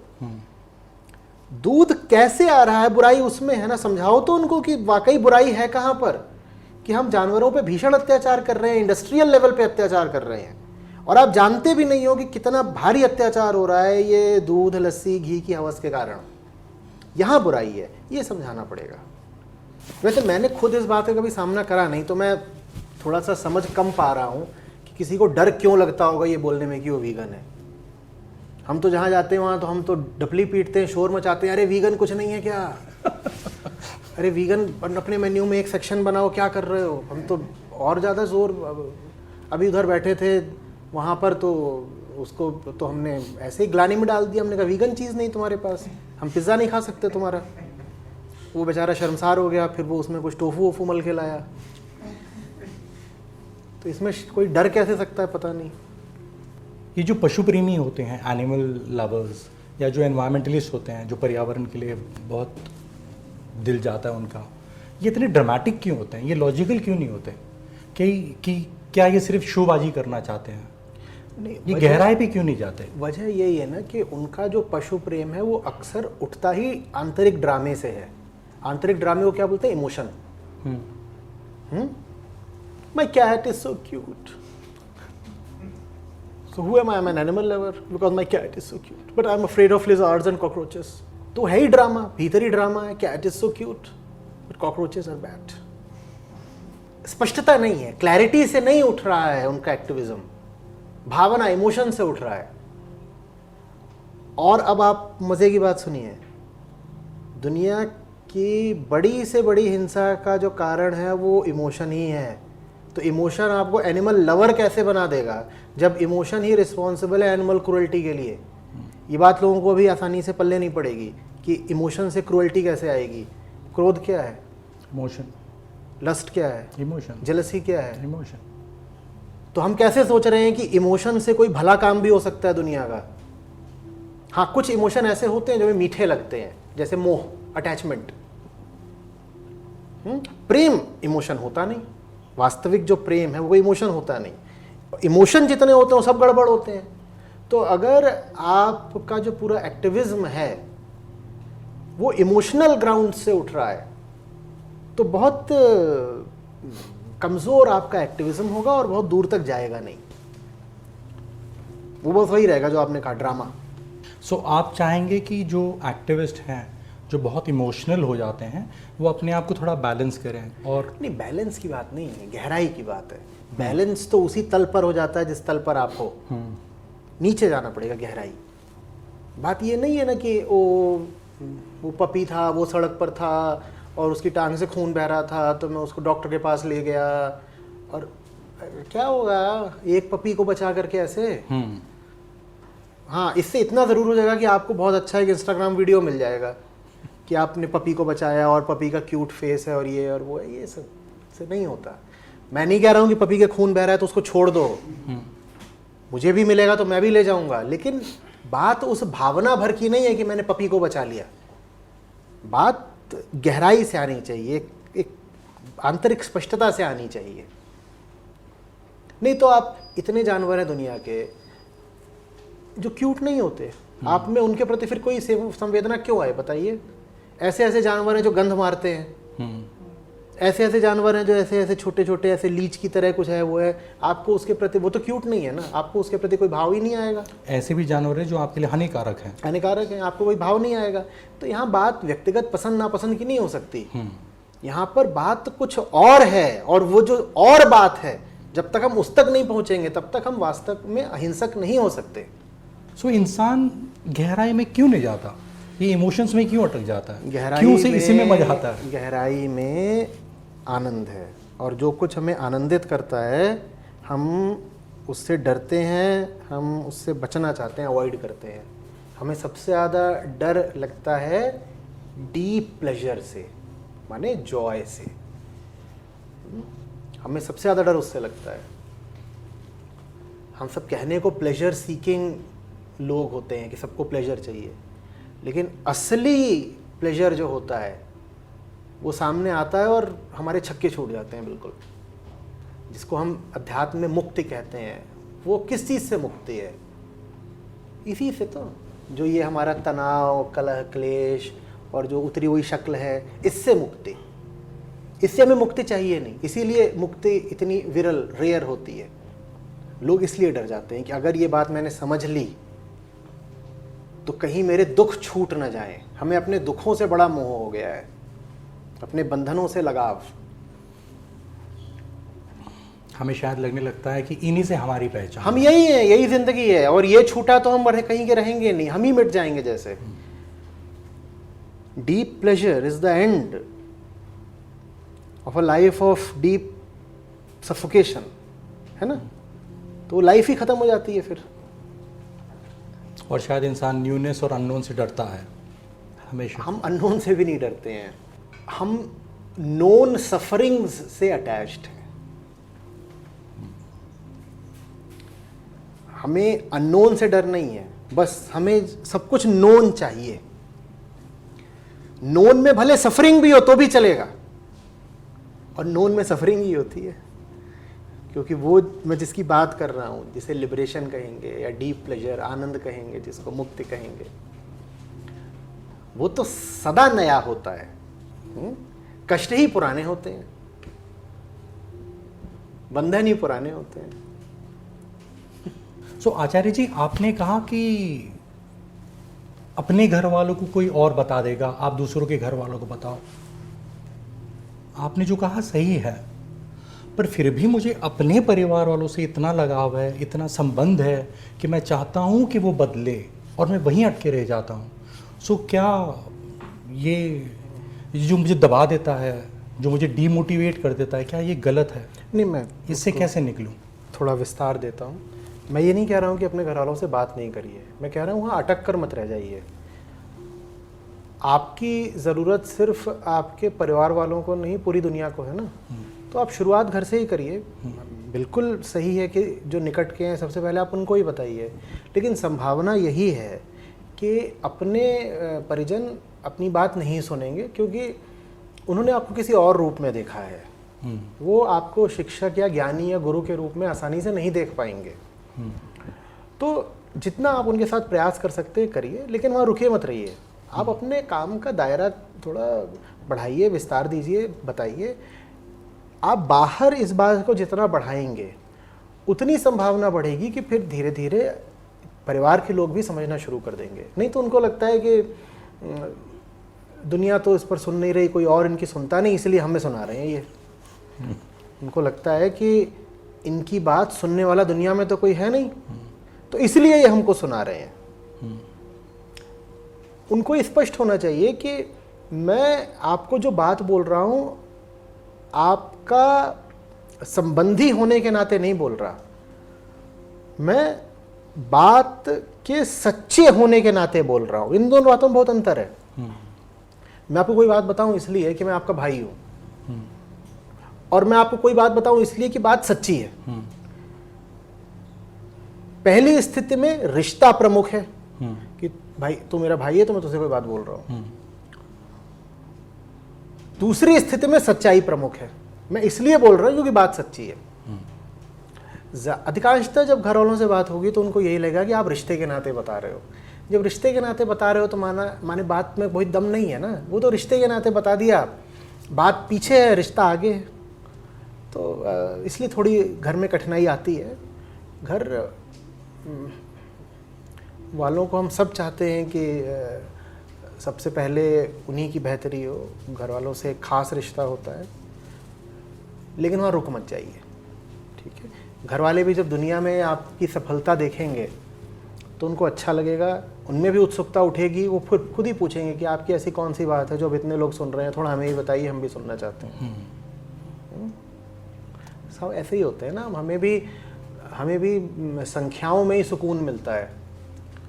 जब पता चलता है कि अच्छा आपके काम के फलस्वरूप अब 4000 लोग वीगन हो गए, तब घर वाले भी देखते हैं, कहते हैं अच्छा 4000 लोगों ने इनकी बात सुन ली, ऐसी कौन सी बात है भाई, ज़रा बताओ थोड़ा।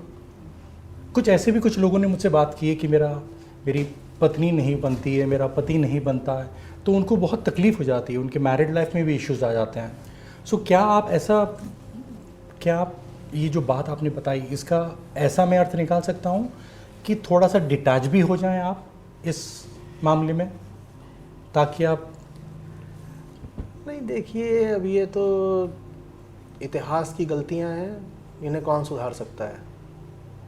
आपने किसी से शादी कर ली है, उसको समझ में ही नहीं आती बात, तो अब ये तो ऐसी सी बात है कि पानीपत की लड़ाई हुई थी, उसमें कौन जीता। अब जो जीत गए वो जीत गए, आप बदल तो सकते नहीं। आप अतीत में कोई कांड कराए हैं, वो बदला तो जा नहीं सकता, तो कम से कम अब वो करिए जो सही है, अब वो करिए ना जो सही है। आपने किससे शादी कर ली, अब थोड़ी बदल लोगे। और हिंदुस्तान में तलाक वगैरह ज़्यादा होते नहीं, कोई अच्छी बात भी नहीं है। तो अब कम से कम अब वो करो ना जो ठीक है। काहे इस जिद पे अड़े हुए हैं कि मेरे माँ बाप या पति पत्नी या भाई या यार दोस्त सब वीगन बन जाएं, या कि उनमें भी एक फलानी तरह की चेतना का उदय हो। नहीं होगा। देखिए, आपका इसमें अजम्पशन, आपकी मान्यता क्या है? आपकी मान्यता ये है कि आपने अतीत में जो निर्णय करे वो इतने अच्छे हैं, आपने इतने अच्छे यार दोस्त बनाए या आपने इतने अच्छे पति पत्नी बनाए कि वो ऊंची बातों को समझेंगे ज़रूर। और हकीकत अगर ये हो कि आपने जिन लोगों से रिश्ते बनाए वो लोग ही इतने गिरे हुए हैं कि उन्हें कोई अच्छी बात समझ में आ ही नहीं सकती, तो जब आप किसी से रिश्ता बना रहे थे तो ये सोच के बना रहे थे कि ये वीगन निकलेगी ना, ये सोच के बना रहे थे क्या? नहीं, तब तो कुछ और सोच के रिश्ता बनाया था। अब रिश्ता बना लिया, रिश्ता मान लीजिए उसकी सुंदरता देख के बना लिया था। अब जब रिश्ता बन गया है, रिश्ता बने 5 साल बीत चुके हैं, एक आध बच्चा भी, बेबी भी हो गया है, तो कह रहे हैं तू वीगन क्यों नहीं हो रही? वो कहेगी पहले मेरी जांच पड़ताल करी थी कि मैं वीगन होने लायक भी हूँ या नहीं। वीगन होना भी एक ऊंची बात है, उसके लिए भी एक पात्रता, श्रेष्ठता चाहिए ना उसके लिए। ऐसे थोड़ी हर कोई वीगन हो सकता है, सबकी हैसियत नहीं वीगन होने की। तो या तो इतिहास में पहले ही इस तरीके से आपने चयन किया होता अपने आसपास के लोगों का कि वो सब ऊंची चेतना के लोग होते, तब तो किसी को भी ज़िंदगी में शामिल कर लिया। और अब हम छाती पीटें कि अरे मेरे घर वाले नहीं सुनते मेरी, मेरे यार दोस्त नहीं सुनते मेरी। वो यार दोस्त इस लायक ही नहीं है, क्यों सुनेंगे? तो अब कोई बात नहीं, परेशानी की औरों को बताओ, नए यार दोस्त बनाओ। यार दोस्त नहीं भी बनाओ तो अधिक से अधिक लोगों में इस ऊंची चेतना का संचार करो। कभी ऐसा संयोग बनेगा, कभी ऐसा वक्त आएगा कि अपने घर वाले या यार दोस्त भी बात को फिर समझेंगे। धीरे धीरे होगा, अटक मत जाओ। कहीं पे शायद आपने ये भी बात कही जो मैं समझा कि हम बेसिकली अटक रहे हैं क्योंकि हमारा अहम आ जाता है कि मेरा चयन गलत ना हो। बिल्कुल यही कह रहा हूँ, आपने बिल्कुल ठीक समझा। हमें ये मानते बड़ी तकलीफ होती है कि मैंने अपनी ज़िंदगी में ऐसे लोगों से रिश्ता बना रखा है जो एक इतनी सीधी सरल सच्ची बात भी नहीं समझ पा रहे। तो फिर हम उन्हीं पे पूरी आजमाइश, जोर आजमाइश करते रहते हैं कि नहीं तुम भी समझो, नहीं तुम भी समझो। ये ऐसी सी बात है कि मैं जा कर के एक घटिया सा स्कूटर खरीद ले आऊँ कोई, ठीक है, क्यों? इंजन उसका बिल्कुल फुका हुआ था, लेकिन पेंट उससे बहुत अच्छा था। हम रिश्ते ऐसे ही तो बनाते हैं पेंट देख के। अब ले आए, अब इंजन उसका फुका हुआ है, और फिर मैं कह रहा हूँ कि ये मार्क 3 की स्पीड से उड़ क्यों नहीं रहा है, और मैं पूरी जान लगा रहा हूँ कि इसको मैं उड़ा के मानूंगा मार्क 3 से। अरे वो नहीं उड़ेगा। ये एक हिस्टोरिकल ब्लंडर है, ये बैटल ऑफ पानीपत है जो तुम हार चुके हो। अब तुम उसको वापस जाकर के जीत नहीं सकते ना। हम कह सकते हैं कि हम वापस जाएंगे 12वीं शताब्दी में और पानीपत की हारी हुई लड़ाई दोबारा जीत के लाएंगे, नहीं कर सकते ना, हार गए, अब वो भूल जाओ। अब आगे की लड़ाइयाँ देखो। सो हम वीगनवाद, अच्छाई और सच्चाई की जगह खुद के लिए लड़ने अपने लगते हैं, लड़ने लगते हैं ना कि मेरा भाई है, इसको तो वीगन होना ही चाहिए। अरे भाई नहीं होगा वो, लेकिन मेरा है ना, मेरा भाई है, तो इतना गिरा हुआ कैसे हो सकता है कि वीगन नहीं बन रहा। अहम है ये सिर्फ, वो छोड़ो इस अहम को, आगे बढ़ो। आचार्य जी, आपने कहा कि वीगनवाद के सफ़र में, चेतना जगाने के सफ़र में हमें संयम रखना चाहिए। कुछ लोग शायद धीरे धीरे से समझें, पर कितना संयम रखें? क्योंकि लोग कहते हैं कि हमें पशु बहुत पसंद है, हम पशु प्रेमी हैं, और लेकिन वो सच्चाई ना देखना चाहते हैं ना जानना चाहते हैं। जैसे अगर मैं अपने बच्चों को बोलूँ चलो आओ मैं तुमको सच में तबेला दिखाऊं, वो आते ही नहीं है, उनको पता है क्या नज़र आएगा। तो ऐसे लोगों के साथ कैसे संयम करें? किसी भी बड़े अभियान में, मेगा प्रोजेक्ट में युक्ति का बड़ा उपयोग होता है। स्ट्रैटेजी, प्लानिंग, इन सब की बड़ी ज़रूरत होती है। वो इसमें भी होगी। बच्चे अगर स्वेच्छा से नहीं आ रहे तो संयोग से तो आ सकते हैं ना। आप कहीं से जा रहे थे किसी तबेले के सामने, आपकी गाड़ी खराब हो सकती है या नहीं हो सकती? हमारे जीवन में जब सब कुछ संयोगवश ही होता है तो संयोगवश कुछ अच्छी बातें भी हो जाएं। जितने हमारे जीवन में सब कांड हुए हैं वो सब दुर्घटनावश ही हुए हैं। संयोग था, हो गया, हो गया, आप क्या बताएं। तो इसी तरीके से हम कुछ आयोजित दुर्घटनाएं भी कर सकते हैं। वो फिर दुर्घटना नहीं होगी, वो सुघटना होगी। तो मैनेजमेंट, प्लानिंग, स्ट्रेटजाइजिंग, इनका इस्तेमाल हम क्यों चाहते हैं कि सिर्फ प्रॉफिट मेकिंग कॉरपोरेशंस ही करें? आप महाभारत की लड़ाई लड़ रहे हैं, उसमें नीति नहीं लगेगी क्या? जीतनी है लड़ाई कि नहीं जीतनी है? तो फिर उसमें कभी कभी करना पड़ता है नरोवा कुंजरोवा। उसमें कई बार तब भी सूरज को छुपा देना होता है जब सूर्यास्त नहीं हुआ होता। ये बहुत बड़ी लड़ाई है, इसमें युक्ति चाहिए, टैक्टिक्स, स्ट्रैटेजी भी चाहिए और टैक्टिक्स, सब कुछ चाहिए इसमें, जो कि किसी भी वॉर में चाहिए होता है। दुख की बात है कि जितनी ऑर्गेनाइजेशंस हैं जहाँ पे हम नौकरी करते हैं वो सारे प्रॉफिट रिलेटेड ही होते हैं, प्रॉफिट बेस्ड ही होते हैं, तो वो सारे एथिकल नहीं होते। बहुत सारे जो काम है वहाँ पे अगर आप देखेंगे तो इनडायरेक्टली पशु शोषण के साथ होते हैं। सो क्या करें हम? वहाँ नौकरी न करें, छोड़ दें? देखिए, आम आदमी इतनी आत्मिक चेतना रखता नहीं है कि वो खुद ही अपने हिसाब से सब कुछ, जिसको आप कह रहे हैं, एथिकली करे। वैसे तो मुश्किल से समाज के 10% लोग होते हैं जो समाज का नैतिक पथ प्रदर्शन करते हैं, हाँ? जिस समाज का मोरल कंपास बनते हैं, उनका ताकतवर होना बहुत ज़रूरी है। बाकी तो बस अनुयायी ही हो सकते हैं, बाकी तो अनुयायी ही होंगे। तो आप अगर ये सोचेंगे कि कोई भी कंपनी है उसको तो एथिकल होना ही चाहिए, तो ये चाहिए जैसा शब्द काम करता नहीं है। वो कंपनी तो वही करेगी जो मार्केट में चलेगा, और मार्केट में वो चीज़ चलती है जो कि ग्राहकों को, कस्टमर को चाहिए।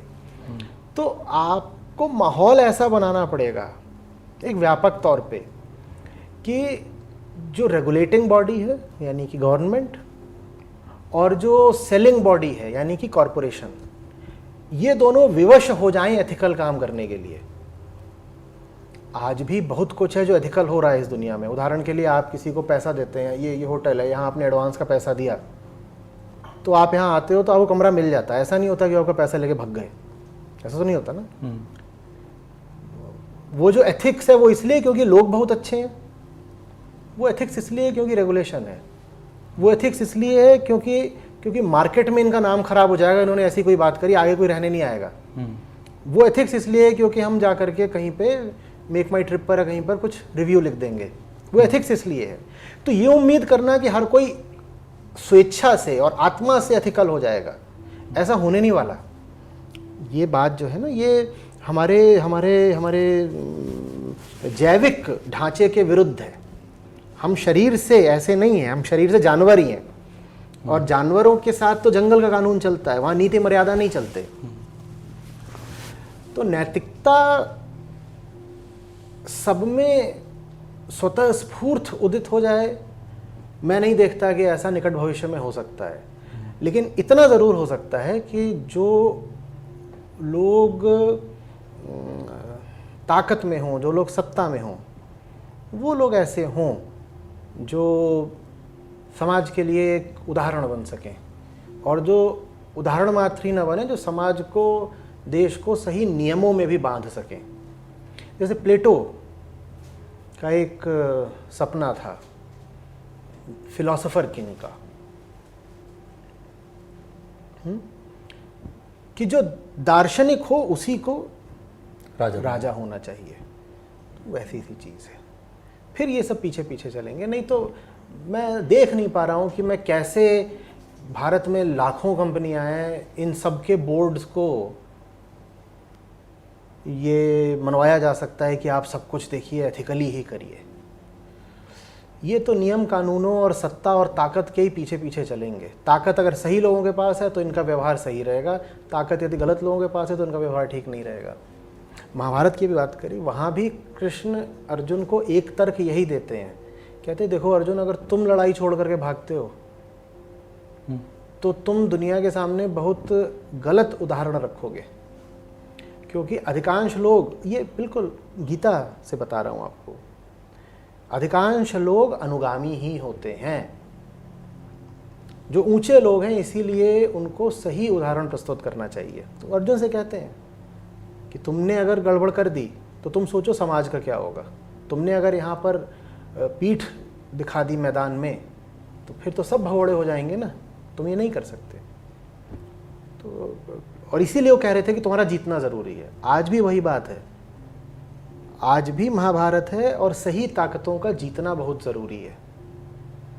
सही ताकतों का जीतना बहुत ज़रूरी है, क्योंकि दुर्योधन अगर सत्ता में है तो आप सोचिए फिर कि पूरा राज्य कैसे चलेगा, किस तरीके के लोग फिर वहाँ पर हावी होंगे, और कैसे कैसे वहाँ अनाचार और अत्याचार होंगे। सो कहीं पे ये जो सत्ता में लोग हैं ये वही करेंगे जो वोटर्स चाहेंगे, तो इसलिए जन जागरूक होना बहुत ज़रूरी है, या वही एक तरीका है? और आपके लिए एक राहत की बात यह है कि जनतंत्र में एक 5 या 10% वोट स्विंग से सब कुछ बदल जाता है। तो आपको 100% लोगों को जागृत नहीं करना है। वो जो साइलेंट वोटर होता है या जो फेंस सिटर होता है, आपको बस उसका मन ठीक कर देना है। 10% लोगों का मन भी अगर आपने बदल दिया तो आप सत्ता बदल दोगे, और उस डर से जो पावर में बैठे हैं वो सही करेंगे। सब बदल जाएगा। आपको पूरा युद्ध नहीं जीतना है, आपको बस उतना जीतना है जितना जीत के आप जीत गए। सच बात है। सो आचार्य जी, बहुत सारे लोगों के मन में हम फिर भी जागरूकता, अच्छाई, जो ज़मीनी जीव हैं उनके प्रति फिर भी ला सकते हैं कि देख भाई बिल्ली, देख कुत्ता, देख बकरी, देख मुर्गी, लोग फिर भी थोड़े से कनेक्ट हो जाते हैं। लेकिन ये जो समुद्री जीव हैं इनके प्रति हमारे दिल में सद्भावना या संवेदनशीलता आती नहीं है। वो ऐसे लगता है कि हम उनको पहचान ही नहीं पाते हैं। और ख़ासकर ये गोवा में, जैसे गोवा में सारे लोग जो बाहर से भी आते हैं वो मच्छी ही खाने आते हैं, एग्जॉटिक डिश, और यहाँ के लोग भी बहुत ज़्यादा खाते हैं।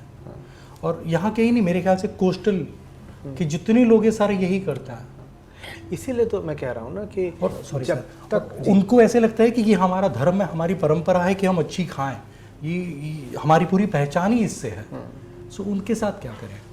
वही तो देखिए, जब तक आपका जो वेजिटेरियनिज्म या वीगनिज्म होगा, जब तक उसका संबंध किन्हीं खास प्रजातियों भर से होगा, तब तक आप बस इतना करेंगे कि उन प्रजातियों को बख्श देंगे। मैं बिल्ली नहीं खाता, मैं कुत्ता नहीं खाता। मैंने एक से एक मांसाहारी देखे हैं जिन्हें बड़ी कोफ्त होती है कि चीन में कुत्ते क्यों खाए जाते हैं। वो खुद बकरा फाड़ के खा रहा होगा अभी बिल्कुल, और कह रहा होगा चीनी बड़े कमीने होते हैं, बकरा वो कुत्ता खाते हैं। भाई बकरा कुत्ता, कुत्ता बकरा, उसको नहीं समझ में आती है बात। लोगों को अपने कुत्तों से बहुत प्यार होता है और कुत्तों को चिकन खिला रहे होते हैं। लोगों ने सांप पाल रखे होते हैं, सांपों को वो जिंदा चूहा या खरगोश खिला रहे होते हैं, जिंदा ऐसे बस उनकी ओर उछाल देते हैं ऐसे। खरगोश लिया और अजगर बैठा है, सांप बैठा, उसकी ओर ऐसे उछाल दिया। ये सब कुछ स्पीशीज में है, ये सब कुछ ईगो है, क्योंकि ईगो व्यक्तिगत लाइक्स और डिसलाइक्स पर चलती है। मुझे मेरा सांप पसंद है, मुझे मेरा कुत्ता पसंद है, आपको जानवर नहीं पसंद है, आपको अपना अहंकार पसंद है। आपको कोई जानवर नहीं पसंद है, आपको अपना अहंकार पसंद है। संयोग की बात है कि आपको एक सांप पसंद आ गया, आपको चूहा पसंद आ गया, आपको कुत्ता पसंद आ गया, आपको हाथी पसंद आ गया। इसका मतलब आप एनिमल लवर नहीं हो गए। उस स्पीशीज के अलावा आप बाकी सबके प्रति हिंसक ही रहोगे, क्योंकि आपको वास्तव में हाथी से भी नहीं है प्यार, आपको बस अपने अहंकार से, अपनी पसंद से प्यार है। वो मेरी पसंद है ना, इसलिए मुझे उससे प्यार। ये इसमें कोई दम नहीं है। नैतिकता का जो केंद्र है वो आत्मा होनी चाहिए। आत्मा माने बोध, साफ समझ, साफ समझ। वरना वही होगा जो आपने कहा कि मछली दिखाई नहीं देती, मछलियों से हम संबंध कम बैठा पाते हैं, पानी में रहती है, हम हवा में रहते हैं। तो मछली खा भी रहे हैं तो कई लोग तो उसको सी फूड बोल रहे हैं, कई उसको ऐसे ही बोलते हैं, क्या बोलते हैं उसको, कि शायद बंगाल में बोलते हैं कि ये तो पानी की चीज़ है ना, तो क्या पानी की घास बोल देते हैं कि ये तो पानी के अंदर है ना, तो ये तो वेजिटेरियन है, पानी से निकली पानी की घास है ये वो। तो ये सब भी चलता है, क्योंकि आप उससे रिश्ता ही नहीं बैठा पा रहे। ऐसे ऐसे गुरु हैं जो बोलते हैं मछली खाना तो ठीक है, क्योंकि मछली दूर की चीज़ है। हाँ, मछली दूर की चीज़ है, मछली खा सकते हो। ये सब भी चल रहा है। ये मतलब ये गजब अहंकार है और कुछ नहीं है। ये जो हमारे डीएनए से बहुत दूर है, उसको खा सकते हो। मतलब मूर्खता में और कितनी बड़ी पीएचडी करनी है बोलने के लिए। तो बात हमारी पसंद नापसंद की नहीं होनी चाहिए। बात इसकी नहीं है कि कौन मुझसे पास है, कौन मुझसे दूर है। बात इसकी नहीं है कि कौन क्या खाऊंगा तो मेरे शरीर में ज़्यादा वृद्धि आ जाएगी, प्रोटीन आ जाएगा, ये आ जाएगा। बात इसकी बिल्कुल भी नहीं है। बात कुछ और है, और वो कुछ और जो बात है वो नहीं समझेंगे तो हम यही मूर्खताएं करते रहेंगे। एक्चुअली स्पीशीजिज्म, जातिवाद, प्रजातिवाद का ये डेफिनेशन मैंने आज पहले बार सुना आपसे, और अच्छा भी लगा। नहीं, मुझे बड़ा अच्छा लगा भी अभी आपने जातिवाद प्रजातिवाद एक साथ बोला। लोगों को जातिवाद से इतनी समस्या है, प्रजातिवाद से क्यों नहीं समस्या है?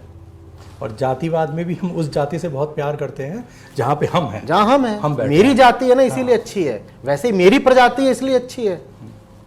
और जो भी प्रजातियां मेरी प्रजाति से मिलती जुलती हैं, जैसे कि चिंपैंजी हो गया, बंदर हो गया, उनको नहीं खाते हम आमतौर पे। Thank you very much sir. Thank you.